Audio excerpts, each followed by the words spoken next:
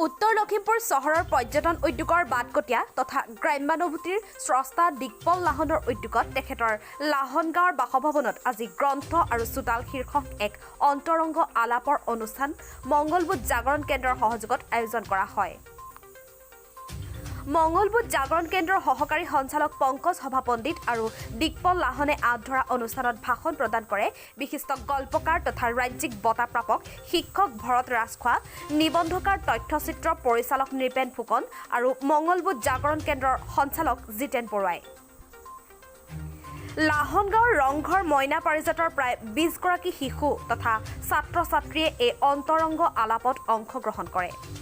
এই অনুষ্ঠানত মংগলবুধ জাগৰণ কেন্দ্ৰৰ তৰফৰ পৰা প্ৰায় 100খন গ্ৰন্থ দিকপল লাহনৰ বাসভৱনৰ সন্মুখত স্থাপন কৰা পদপথৰ পুথিভঁৰাললৈ দান কৰা হয়। ৰংঘৰ মইনা পাৰিজাতৰ সভাপতি অনিল লাহন, সাংস্কৃতিক সম্পাদিকা অৰূপা খনিকৰ, বৰপাত্ৰ গোহাঁই, সাংবাদিক প্ৰিয়মজ্যোতি ফুকনো উপস্থিত থাকি বক্তব্য আগবঢ়ায়। আমাৰ মংগলবুধ জাগৰণ কেন্দ্ৰৰ সন্মানীয় সঞ্চালক জিতেন বৰুৱাদেৱ আহিছে। ৰাজ্যিক বঁটাপ্ৰাপক শিক্ষক আমাৰ অতি শ্ৰদ্ধাৰ মংগলবুধ জাগৰণ কেন্দ্ৰৰ প্ৰাণ প্ৰতিষ্ঠাপক বুলি ক'লেও ভুল নহ'ব, আমাৰ শ্ৰদ্ধাৰ ভৰত ৰাজখোৱাদেৱ আহিছে।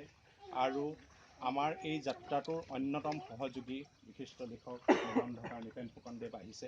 গতিকে এই সকলোৱে আপোনালোকক তেখেতসকলৰ যি বৰ্ণিল জীৱনৰ কথা সেইখিনি ক'ব আৰু ছাত্ৰ ছাত্ৰীসকল আৰু ভৰত ৰাজখোৱা ছাৰে গোটেই জীৱনটো ছাত্ৰ ছাত্ৰীসকলৰ লগতে কটাইছে। তেখেতৰ পৰা তোমালোকে শুনিবলগীয়া বহুখিনি কথা আছে আৰু সেই কথাখিনি শুনি তোমালোকে নিশ্চয় অনাগত দিনত আগবাঢ়ি যাব পাৰিবা।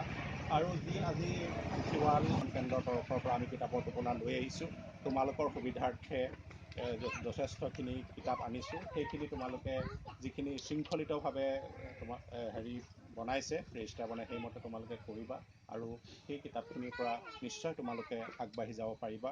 আৰু পুথিভঁৰালৰ এটা ইতিহাস আছে, সেই কথা তোমালোকে জানা। 1836 চনতেই প্ৰথম ভাৰতবৰ্ষত পুথিভঁৰাল কলিকতাত স্থাপন হৈছিল, নেশ্যনেল লাইব্ৰেৰী। আৰু অসমত 1954 চনত তেতিয়া অবিভক্ত অসমৰ ৰাজধানী আছিল শ্বিলঙত সেই প্ৰতিষ্ঠা হৈছিল। গতিকে পুথিভঁৰালৰ যাত্ৰাটো বহুদিনীয়া। এই 100 বছৰ ধৰি থকা এই যাত্ৰাত আজি লাহন গাঁও সংযোজিত হৈছে। গতিকে আমি ভাবোঁ এইটো এটা খুব ইতিবাচক দিশ। এই ইতিবাচক দিশটো লৈয়ে আমি অনাগত দিনত আগবাঢ়ি যাম। গতিকে মই ইমানখিনিয়ে ক'লোঁ। ইয়াৰ পৰৱৰ্তী যিখিনি তোমালোকৰ লগত অন্তৰংগ আলাপ বা যিখিনি কথা ক'ব আমাৰ সন্মানীয় ভৰত ৰাজখোৱা ছাৰক মই এই বাকীখিনি কথা আগবঢ়াই দিবলৈ অনুৰোধ।